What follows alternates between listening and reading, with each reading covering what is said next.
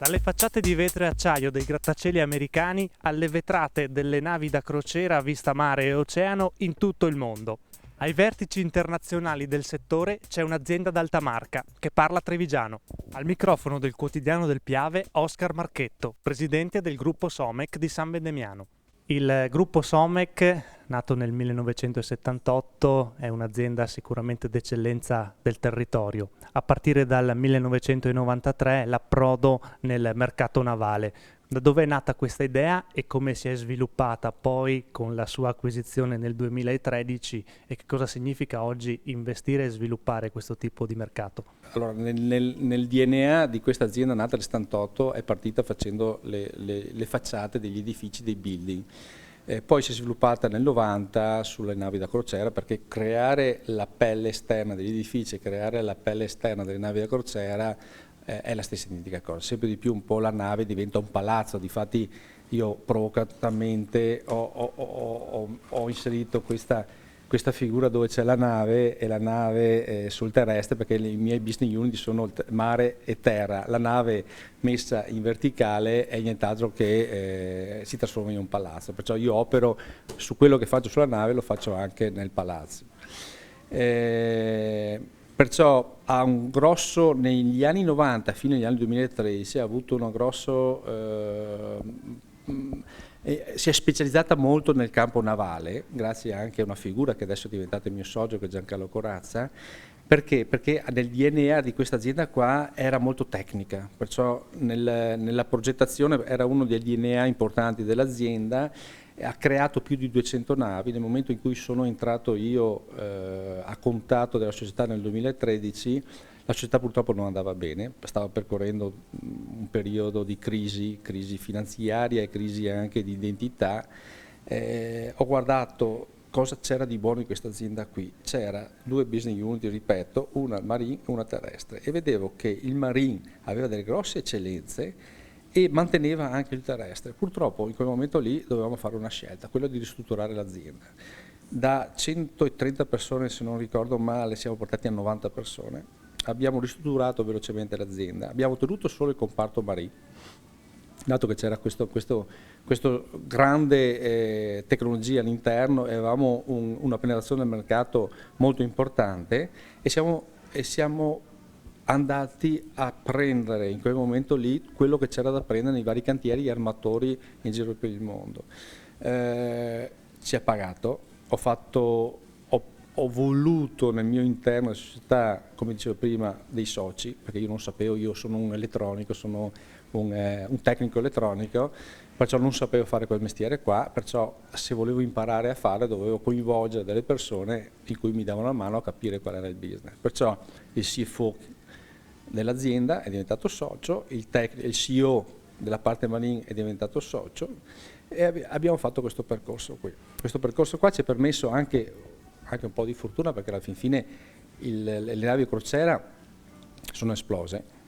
Per dare dei numeri, in questo momento qua ci sono 400 navi in navigazione da crociera, 112 in costruzione, ci sono 4 cantieri, adesso un quinto cantiere che è la Cina, che costruiscono solo navi da crociera, una decina di armatori forti, perciò ci sono in ballo circa 60 billion per nuovi investimenti sulle nuove navi nuove e altrettante per sistemare le navi vecchie, perché uno non va in crociera su una nave che è fatta 30 anni fa, va in crociera su una nave di 30 anni come scafo, però che sia con l'estetica e con i beni e il benessere che c'è sulla nave attuale. Cosa significa per lei portare nel mondo un'impresa, un'azienda trevigiana di questo territorio e farla crescere?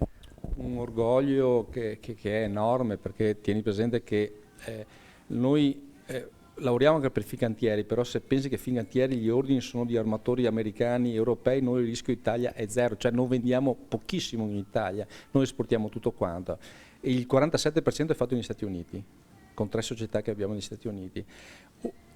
Un socio forte che pesa per il 40% negli Stati Uniti è trevigiano, come ho detto prima, di origini, che è andato 25 anni fa, perciò abbiamo innanzitutto la fame, che che è quella la fame non di mangiare, ma è quella di fare, di creare e di ingegnerizzare qualcosa di particolare, di nuovo, e di inventarci un business, come ci siamo inventati qui e come si è inventato negli ultimi 3 anni. Ecco, la cosa che rende forse gli Stati Uniti in quel mia esperienza è la velocità. In 3 anni qui, in questo momento qua, creare 2 stabilimenti, creare un business che tocca i 100 milioni, 300 persone che ci lavorano è impossibile. In Italia purtroppo è impossibile e si sa e si vede il perché, soprattutto su quello che si legge tutti i giorni. Ci sono dei paesi in cui questo è possibile ed è quello che abbiamo dimostrato con fabbriche negli Stati Uniti. I temi portanti della vostra linea aziendale da una parte riguardano le acquisizioni, dall'altra l'internazionalizzazione, un mercato globale insomma, ma per quanto riguarda il nostro paese quali sono gli aspetti di forza e invece quali sono le criticità? L'aspetti di forza è l'inventiva che abbiamo noi, la fantasia che abbiamo noi che gli altri non hanno, la confusione che abbiamo noi. Questo è un punto di forza e un punto debole, perché come vedete nella mia scrivania c'è una confusione che è tremenda. Se io vado con il mio analogo in Germania, in Francia, c'ha il computer, c'ha quello che è per oggi e basta. Però penso che noi abbiamo una marcia in più. La marcia è quella, primo, dell'inventiva, come ho detto prima, e secondo, dell'artigianalità. Noi, tutte le nostre aziende sono produttive. Se si vengono a vedere, difatti invito sempre i miei investitori a venire a vedere, per creare le cucine in acciaio noi ci sono delle persone che purtroppo è un vestito su misura, su una nave, una cucina, c'è un centinaio di metri in acciaio e viene fatto su misura in base allo sviluppo della nave, e lì purtroppo bisogna farlo, si taglia, si piega, si fa con il laser, però poi le finiture finali vengono fatte a mano e in Italia questi siamo imbattibili. Io direi che il grosso valore è l'inventiva e l'artigianalità che abbiamo nel mondo e bisogna ripeterla, dove noi andiamo bisogna ripeterla con lo stesso stile che abbiamo. Quella di oggi in qualche modo è un po' l'epoca delle start-up, ma dal suo punto di vista quanto conta effettivamente per un giovane che vuole fare impresa, vuole fare carriera e ha un'idea da portare avanti e far crescere?